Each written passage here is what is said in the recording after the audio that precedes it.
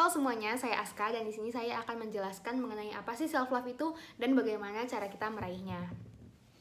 Self love menurut Hosabe adalah kondisi ketika kita dapat menghargai diri sendiri dengan cara mengapresiasi diri saat kita mampu mengambil keputusan dalam perkembangan spiritual, fisik, maupun psikologis. Contohnya saat kita bisa ikhlas menerima apa yang sudah kita miliki dan tidak membandingkannya dengan apa saja yang orang lain punya.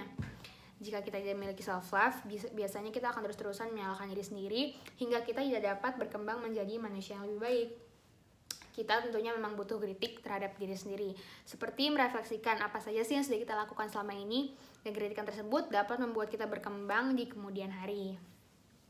Kemampuan kita dalam melakukan self-love pasti akan berbanding lurus dengan bagaimana cara kita menyayangi orang lain gitu. Nah, biasanya kita akan sulit nih memiliki hubungan atau pertemanan atau percintaan jika kita tidak bisa menghargai diri sendiri terlebih dahulu.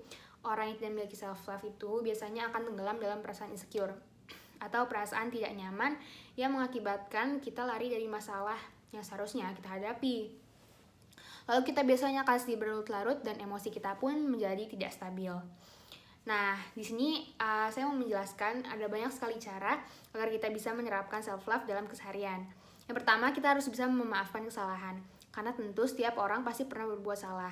Mungkin pertama kali rasanya akan gengsi gitu ya untuk minta maaf duluan. Tapi dengan keberanian tersebut, kita bisa maju. Dan selanjutnya pun kita juga bisa maafkan diri kita. Nah, selanjutnya kita juga harus bisa mengutamakan diri sendiri ketimbang orang lain. Biasanya tidak sering kita lebih memperhatikan perasaan orang lain di atas perasaan kita sendiri. Hal tersebut merupakan salah ya, karena kita juga perlu ruang, waktu, tenaga, dan emosi untuk mengurus kebahagiaan diri sendiri sebelum membahagiakan orang lain. Lalu, kita harus bisa mengenali kekuatan diri sendiri. Biasanya itu kita cenderung melihat apa sih kekurangan kita gitu, nggak pernah melihat kelebihan yang kita miliki. Padahal tentu kita setiap orang punya kekurangan dan kelebihan gitu kan. Nah, hal tersebut tuh yang biasanya membuat kita insecure dan tidak pede. Makanya kita harus mengenali potensi diri dan bersyukur atas hal tersebut. Nah, lalu kita juga bisa melakukan hal-hal yang kita sukai. Bisa dengan pergi ke salon bersama teman, ataupun mungkin merefleksikan diri sendiri di sebuah kafe yang nyaman juga bisa membantu kita lebih tenang. Nah, yang terakhir nih, kita harus menjauh dari orang-orang yang berpengaruh buruk. Biasanya dalam lingkaran pertemanan, kita memiliki teman yang toksik atau beracun gitu. Nah, beracun ini biasanya karakter dia tuh sangat amat tidak nyaman bagi kita. Nah, kalau kita terus-terusan menghadapi orang seperti itu, kita pasti akan capek maupun emosional, secara fisik gitu. Nah, ada baiknya kita harus cepat-cepat memutuskan hubungan pertemanan dengan orang seperti itu. Dan hal tersebut merupakan pilihan yang bijak.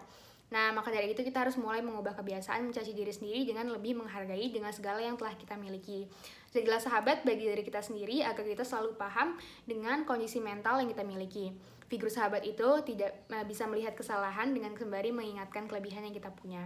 Tidak hanya mengkritik, tapi seorang sahabat juga pastinya akan memberikan masukan.